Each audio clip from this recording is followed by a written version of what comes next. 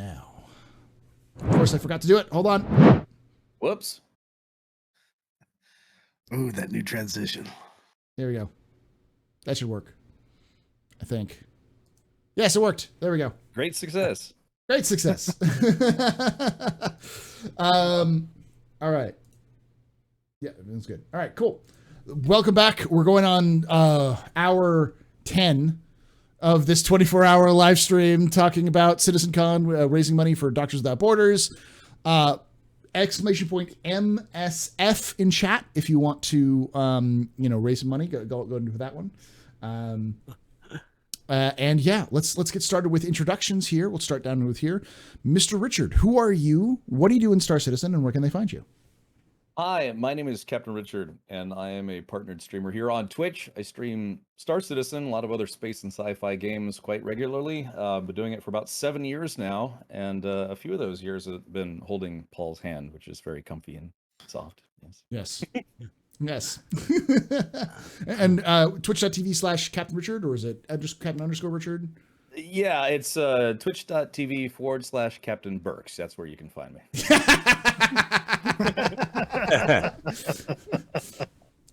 Jawa, your video just dropped out. I don't know if that was. Yeah, it is. I'm just having issue after issue over here. Here, just pop it up on. Turn on your camera on Discord, and I can fix that. Okay, yeah. I'm just giving up on that. Yeah.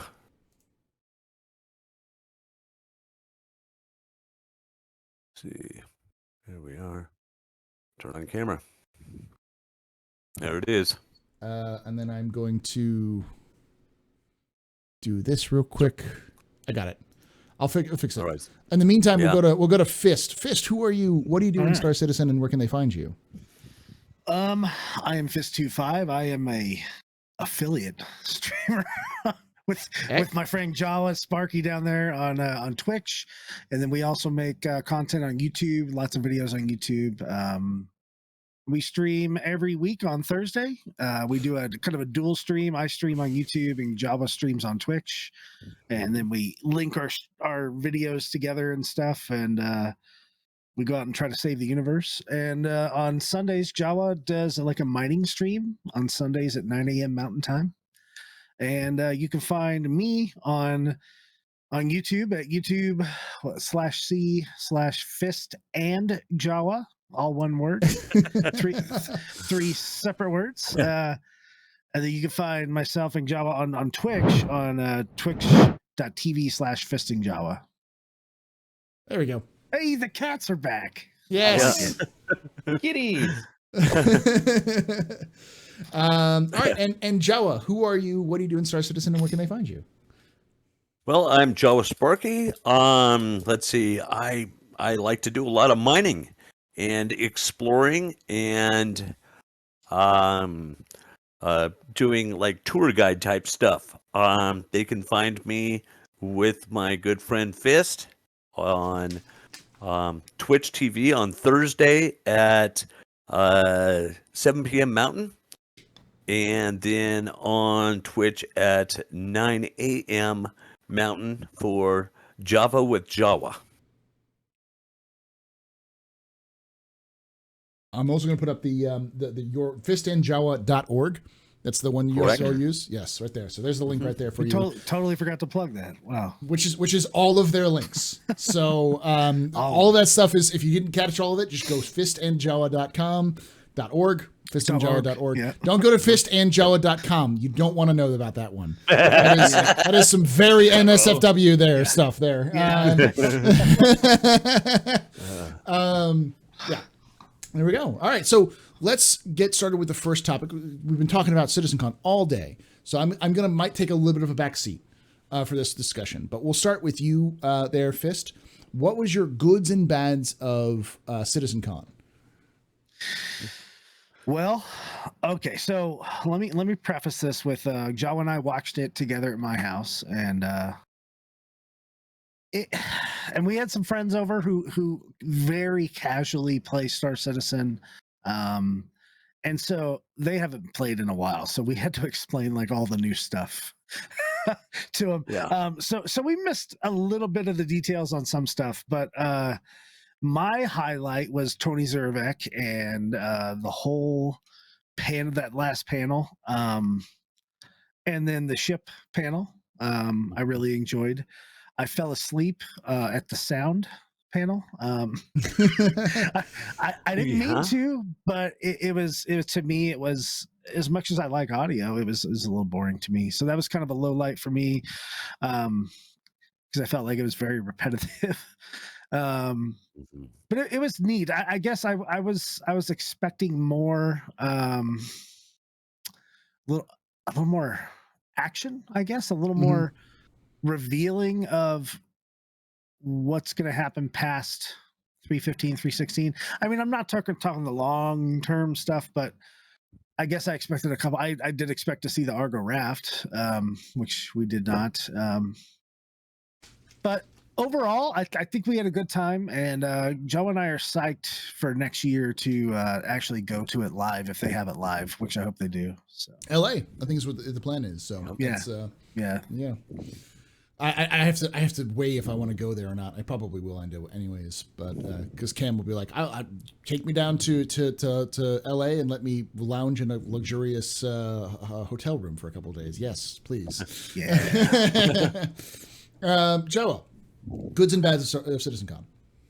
The goods. I really liked the first 2-hour panel. And it just because I just finished my Crusader video with Orison. I had to go over to Fist's house and use his PC because those darn black boxes got in my way and I wasn't able to shoot my video. So, but I've been looking at what I'm going to do next, and just all that stuff about Pyro, I got me so stoked.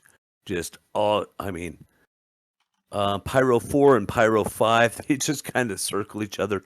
That really pumped me up. Although when I was watching that, Fist here was informing our friend of all of the new stuff in the game, so I'm just all, shut up. I'm trying to listen. So, Yeah. So, Sorry about that.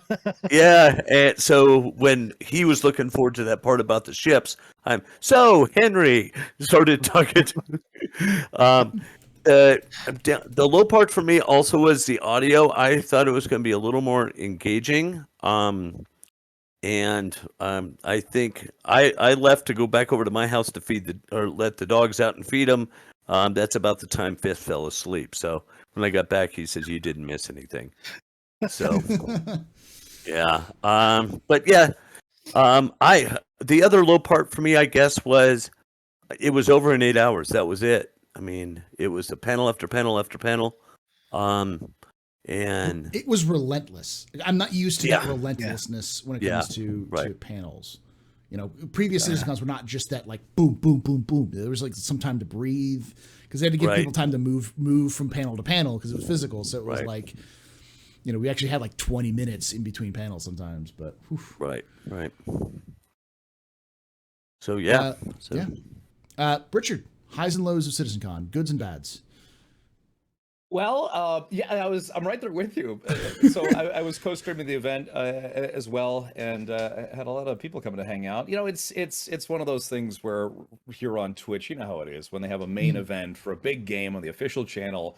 You know, you get 10,000, 20,000, 30,000. I think at one point they had like over 40,000 people watching their mainstream. Chat just becomes kind of unusable at that point, right? So it's nice to be able to kind of co-stream and give people a place to chat, hang out with streamers, you know, like Paul, like yourself, and many others. And it's just fun. It's fun to get together and get all excited together. You see, you know, people sharing their opinions and stuff, and that's always very fun. But it's like you said though, it was just nonstop. It was like an 8-hour version of Inside Star Citizen, and it's like, all right, well, let's take just a small break. No, there's the next segment. Oh wait, they're showing community stuff, and in a way, it's I like it. I think CIG broadcasts in the past have been kind of unintentionally fun and or funny because trying to do things live and things don't go as well. But yeah, they had I would say a fairly flawless presentation. Even with Jared, you know, kind of recording his segments while they were airing different segments. And I really appreciated the production value. Having been like a live production guy myself in the past, it was very impressive to see. I think they had a nearly flawless presentation. So overall, Mhm. I think that was one of the best things, at least for CAG, that they had a really good, very efficient. They were ahead of schedule. I'm not sure if anyone noticed that. We were probably used to Mhm. delays Yeah. for various CIG projects and or live streams, but they were actually ahead of schedule because I was following along trying to keep up, and it's like, wow, they're actually ahead of schedule. So Yeah, I think that's they ended awesome. 30 minutes early, which Yeah. is, which is unusual. Yeah, exactly. We're all. I mean, I attended some of the first iterations of what would eventually become CitizenCon up in Boston back in 2014 and 2015. I think the very first presentation that they ever did, ever, with Chris Roberts on stage outside of PAX East, they were delayed by I think almost an hour and a half. So to go from that, what was that, 7 years ago, to ending 30 minutes early, and that's impeccable. It's great Mhm. Yeah. stuff. It's good. It took 7 years, but they finally got there. So no, I like the feeling of it. I think the high was the whole production of it seemed to go very well. There was something for everyone, whether you wanted to see exciting ships or learn about back end engineering. It went very well. I had a thought in the back of my head that it's like, is this how maybe CitizenCon should be in the future? But eventually we are going to get back in person, and when you have the in-person live element, there's always going to be little hiccups here and there. So Mhm. yeah, as far as lows are concerned, I think that's the only thing is like you had to really pay attention to catch everything because it was so rapid fire with no breaks. People in the chat were saying, it's like, are they going to do an intermission so I can go use the bathroom or maybe go get a snack or a beer or something? So yeah, overall, very impressed by the production value of it all. I thought that was really awesome. Yeah. All right. Yeah. I've already kind of talked about my things. I feel like it was better than some people thought it was. I think there's a lot of people out there who's like, it wasn't a really good CitizenCon. I think it was a really good CitizenCon, but I think there's a lot of dryness in there, and I think also the relentless, just go boom boom boom boom boom area. It's just like I almost felt like it was like watching an 8-hour movie. Like you couldn't step up and walk away because like you could miss something, and then you always miss something if you did. It was almost like I felt like if I went back and watched all the videos on YouTube and paused and took my time to digest it, it would be better. I think it would come across a lot better. Even the community content, you didn't want to get up and leave because a lot of the community content that was between the Right. segments good. was also very good. Yeah. That's a really weird, like, anime Big Benny's one that was just completely out of control. Out of control. Awesome. I figured you'd like the Aliens recreation trailer with Parasite, So Yeah. Yeah. So, oh gosh, yeah. Let's move on to the next topic, which is ships. Let's talk about the three ships: the Banu Merchantman, the Liberator, and the 400 Eye. So like your thoughts on them, you liked them. Did you get any of them because of that? or I guess the Banu Merchantman is for sale, but did you get the Liberator or the 400 Eye? Richard, let's start with you on this one. 400 Eye, Liberator, and Banu Merchantman. What you saw? Well, I guess for starters, I do have Wave 1 access, so I got to jump into 315. I understand some people actually had some issues getting in because it was so slammed, but I got very lucky and was able to jump right in. It was actually the first ship I checked out, and it looks, it's good. They had kind of more of like a ship that had a little patina on it, little rust, debris, what have you. But, the test version is all in that classic origin white, and it was starting to grow on me, really, just flying it around. It's a comfortable size. Or I guess you could say not quite a yacht size, but almost feels like a big boat, and like a cutter, a hydrofoil cutter along those size.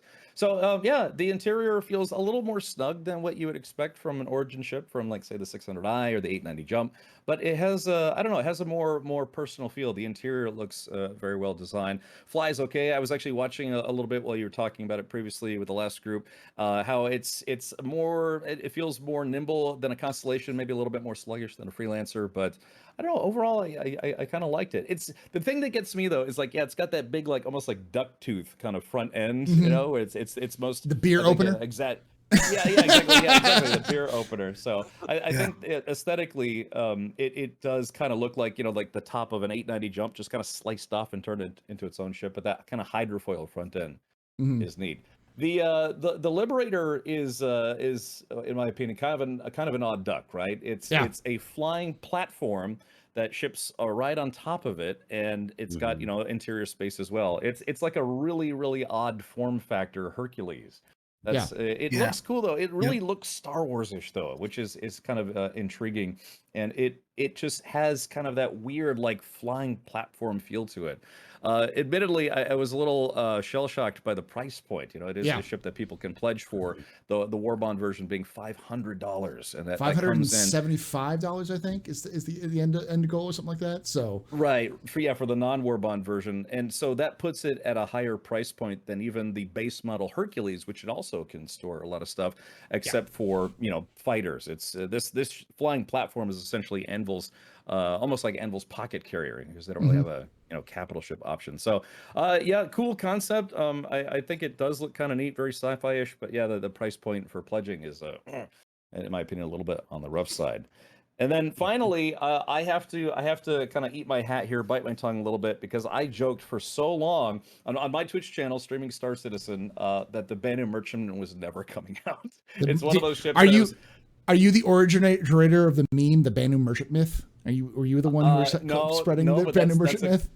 That is a good one. I own a Banu Merchantman, but I have just joked because it's the ship that's just been pushed aside, and then they said, okay, well, let's do the Defender first so we can get the style guide done. But then it just you get nothing. We had nothing but concept art, and like not even matching concept art. It's like the concept art looked like this, looked like that.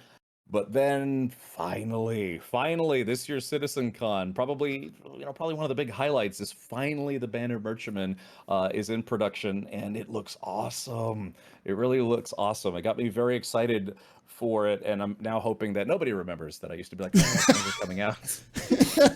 Someone's gonna find this video and clip it, exactly. and put that in there every time it comes out. There's just gonna be this clip of like, I used to hit on this. I'll just be like, I had no doubts. It's like, well, according to this clip and this clip and these 80 other clips.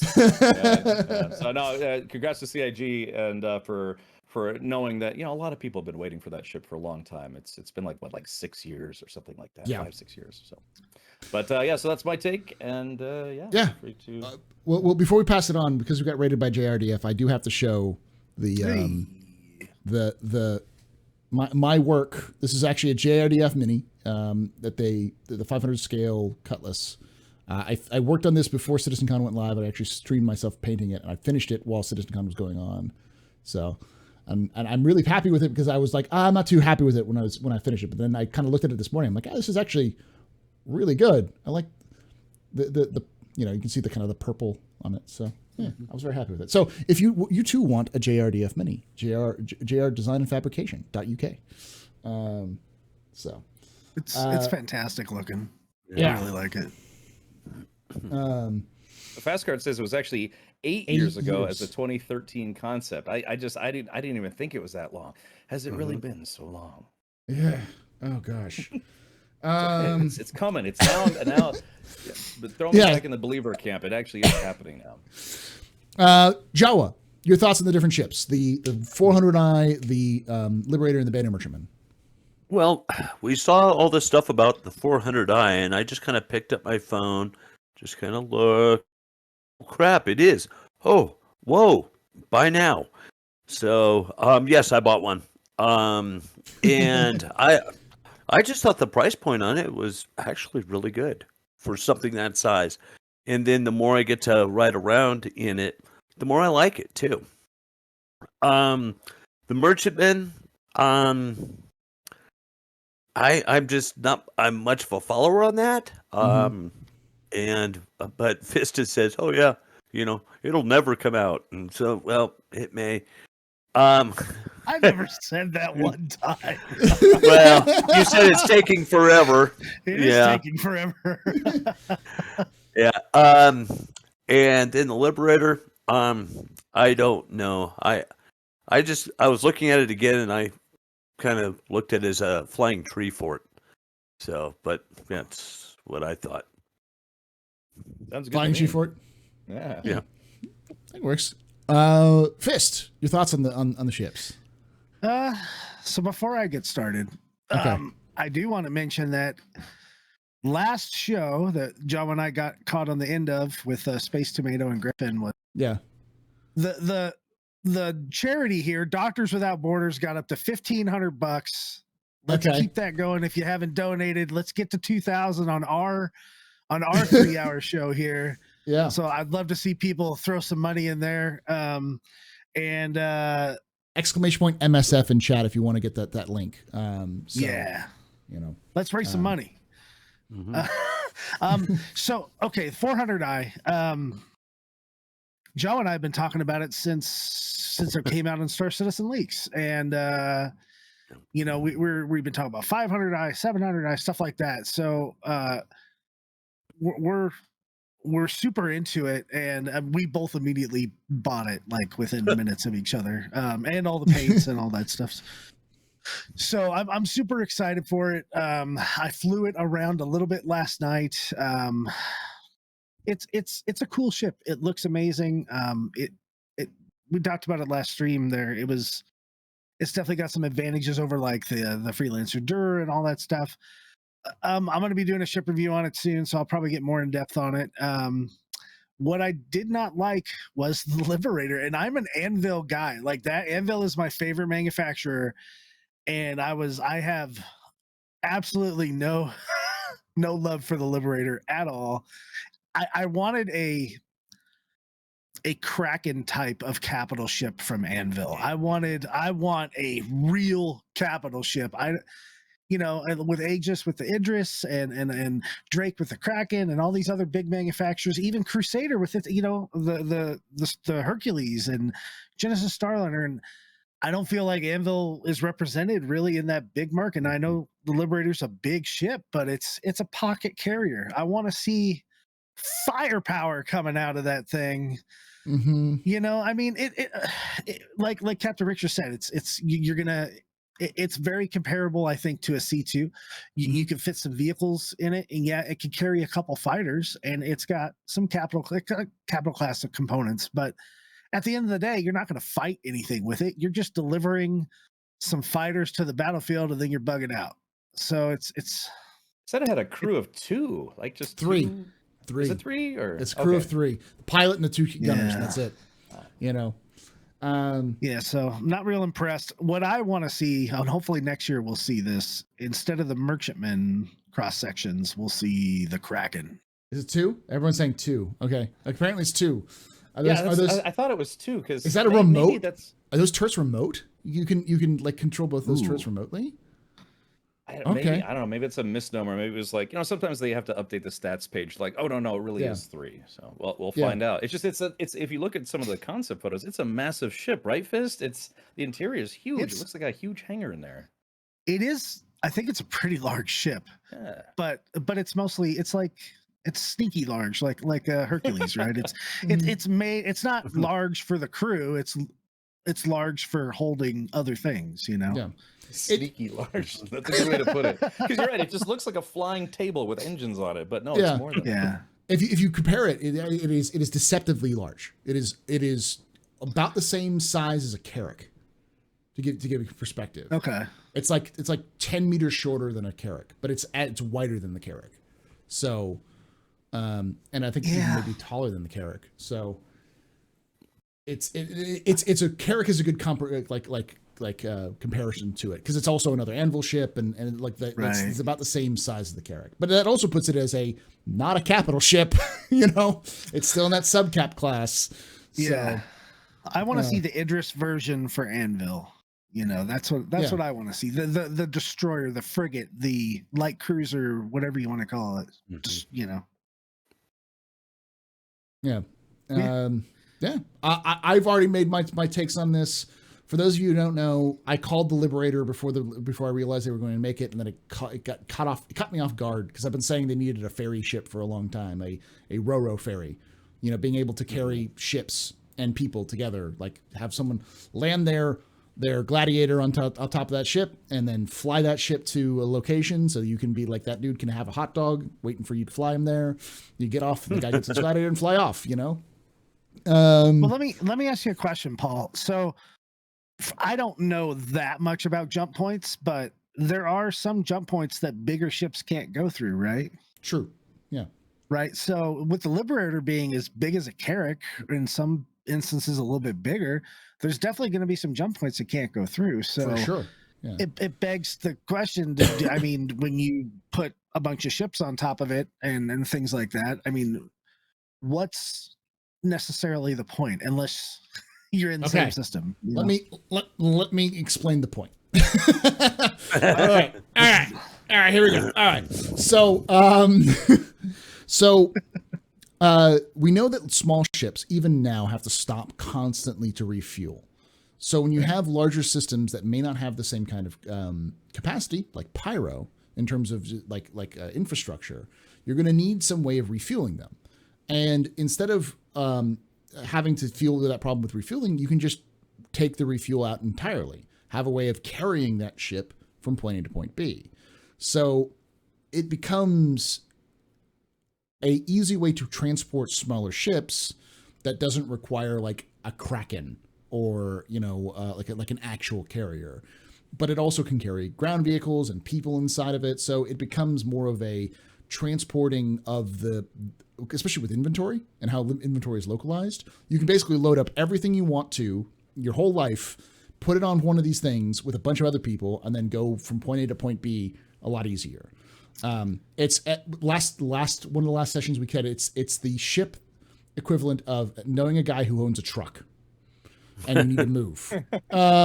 It's that. It's like not many people are going to really want this role, but it fills a niche that is needed in the game. But because it's such a niche sort of thing, it's got a lot of utility to it. But because it's so niche, I think a lot of people aren't thinking about it. Like it's like, oh, it can't kill things. It's like, no, it can't carry a lot of fighters. Like, no, it's designed to carry things. It's a box truck. It's a truck. You can throw a couch in the back, kind of thing. It doesn't sound sexy because it's a table with engines, but it gets you to where you need to go. So do you think this was built specifically for like theaters of war in mind? Because it sounds like it's much more useful in the same system, and it's something that could probably have no issues going down to the ground. The fighters deploy, the ground vehicles deploy, and then you're out of harm's way in that ship. And it's definitely a multi-system ship. It's just not all systems are going to be able to go through. But it's small enough that it's smaller than a Kraken, so it should be able to fit a lot of jump points. But it's also its utility comes from the fact that it is.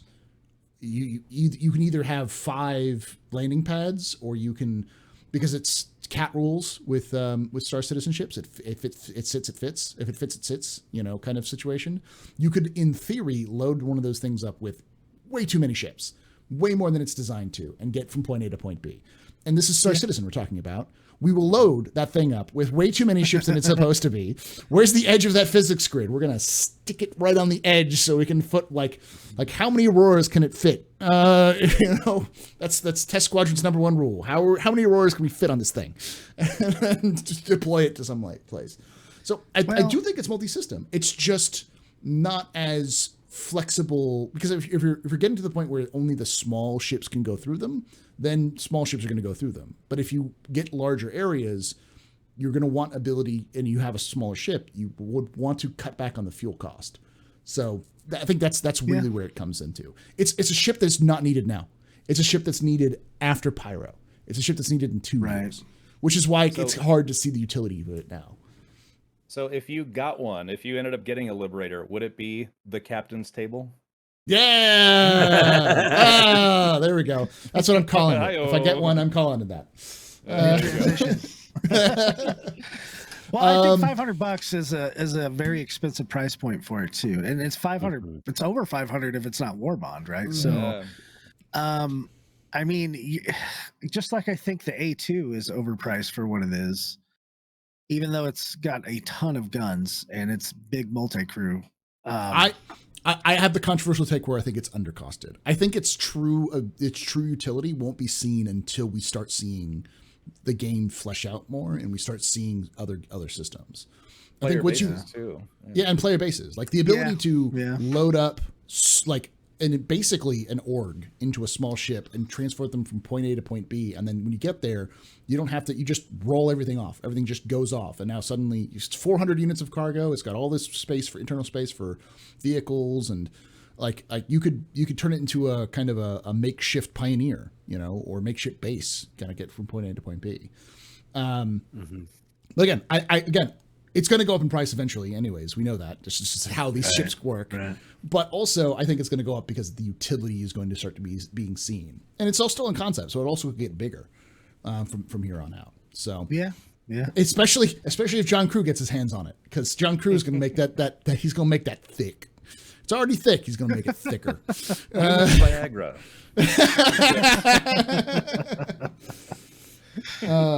Internal space. Thank you there, DJ.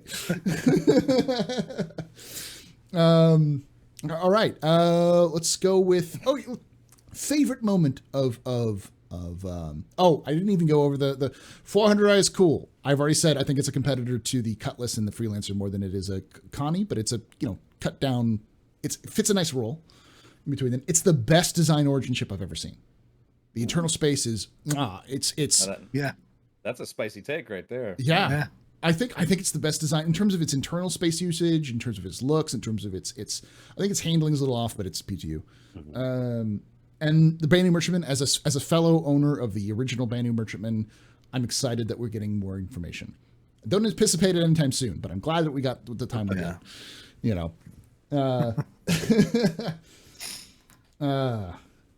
400i SCU is like what? 40?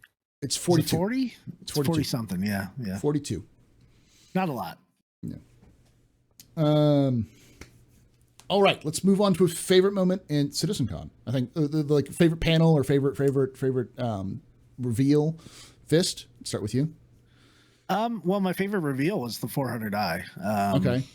Definitely. And that came early, right? So Jawa and I were pumped when we were watching it, and then like I said, I fell asleep on the sound part, but then when Tony Z came on, I nerd out for that kind of stuff with the quantum and the actual simulation part of it and all that back end stuff they're doing, and that was probably my favorite panel of the day. Was that? Sorry, it was me. Awesome. I do want to thank Meta Hatter for donating $20 to Doctors Without Borders. Thank you, Meta Hatter. Nice. There we go. Let's go. We're trying to get $2,000. We've so far raised $1,500. So, Jawa, favorite moment. Favorite moment is when they started going over Pyro, just showing all that new footage from it. The station, Fist and I, no way, there it is. And that was it for me. And plus this being my first con, because we missed it last year, I was looking forward to the whole day. But, and then that first 2-hour section, that was right up my alley. That was stuff that I wanted to see. So I was pumped. And then I got my 400i. So, yeah. Richard, favorite moment. My favorite moment, hands down, is absolutely during the Pyro 3. I believe it was Pyro 3, the demo. They showed the mission and everything. They finally have planetary surface NPC pathing, where they're actually going to have NPCs outside. I have been waiting since the Homestead demo, like walk around on the sand with the Tusken Raider-esque sand folks, whatever you want to call them, just being able to walk outside and have NPCs out there, because that's going to breathe so much life into PvE missions for planetary services. It's something that I've talked a lot about while streaming the game. It's just because it's such a thing, right? For other FPS games, whether they're, I guess it would be mostly PvE. Just the fact that we've just never had NPCs outside of bunkers or stations or what have you. People, just getting out there and putting NPCs out there. That was easily, for me, the highlight of the whole thing, because that's something that I've been wanting for a very long time, to give new life to PvE gameplay within the game. I mean, ship reveals, Banu Merchantman, all sorts of stuff, but that very specific moment when they actually showed them them out. And then when they also talked about, they're like, yeah, we are finally getting to this, putting NPCs outdoors. It's for people who have sniper rifles in the game, that's such a huge addition because it's, you can use them inside, but they're not really meant for that. So just people who want to do sniping, or people who just want to have outdoor conflicts with NPCs, the new bunker mission types are going to be cool too. But finally, making good on the initial preview of the Homestead demo, where we finally have NPCs outside to battle or sneak around or whatever you want to do. So yeah, that was like that's awesome. That's finally kind of thing for me. Really appreciated that from CAG. I'm gonna that guy piggyback. sneaking around the garage. Sorry, the guy sneaking around the garage, killing everybody was like, that was really awesome. I mean, all of us stopped and we're just like, that's so cool. Mm-hmm. I think what got it for me was watching that and then realizing that in 3.15 we have the bunker missions that have the multiple NPCs running around, and I'm like, this stuff isn't too far away. Like the stuff we were seeing wasn't just like, oh, it's a sandworm, cool. It's like, no, this is coming in like the 3.16, 3.17, 3.18. Like this is coming in the next year. And we know that because we already kind of seeing this. And so that was probably the highlight, was not only that, but it was the same mission 3 different times. The fact that you could do it in different ways was really cool. Yeah. That was my highlight. We're just sitting there going, wait, you're doing 3 different, that's cool. This screams Squadron 42 in terms of like the way that they're designing missions and stuff like that, which I'm okay with. It's like, oh, they're focusing on building this sort of thing. So because with PvP, all you need are other players to do PvP, and you can have, there's like 1,000 different players, you have different experiences with PvP. But if you're doing PvE, you can only do what CAG provides you with PvE. And now they're giving us more, and for those who have been kind of waiting for more PvE content, that's it's a gold mine. It's a real gold mine of content that's coming up. I love the fact that there was the surrendering animations, which is I think in 3.15, where like if people are not wanting to fight, they're just like, nope, I give up, dropping their guns and be like, nope. I did find it hilarious because like he was going through and killing all these people, including civilians. I was like, this is a lot of this is just murder. He's just murdering everybody. This is ain't no nothing sacred. This is murder Hitman. hobo. Yeah. Hitman and Star Citizen. So yeah, I think climbing pipes, different using the cutting tool and climbing up on pipes. And I was like, those guys would definitely hear him. He must have some kind of stealth thing going, but man, I'm pumped for that stuff. A lot of the guys our casual friends that were over there, they're from Iceland, and they were like, oh my God, it looks like Iceland, when they were showing the mountains and everything. And one of the kids, he's like 20, and he plays, Battlefield and Call of Duty and stuff. And then he started seeing crawling around these outposts and doing all this FPS stuff and how evolved it's going to be in the near future. And he's like, oh my God, I'm going to have to start playing this game again. Yeah. Oh, I also forgot the Hadesian artifact. The lore nerd in me was just like, Hades lore. Yes. The most interesting system in the game is finally getting a little love. So that was nice. All right. Yes. Excited just thinking about it. Damn. It's really it's with PvE. It's like what you can play what they give you, and so we're waiting for this to give us more. Yeah, it's happening finally. Yeah, and it feels sooner than you think. Like I'm hoping that a lot of those outposts aren't just a pyro thing, but they populate them in places like Hurston or something like that, so we can get some of those places in Stanton right now. It'd be kind of cool. So, yeah, the gameplay and the focus on gameplay and the focus on like reputation, and like the discussions on things like Quanta, and like there was a lot of focus on what's in the game or coming in the game, which I like because it makes me go, oh, I can see where this is going.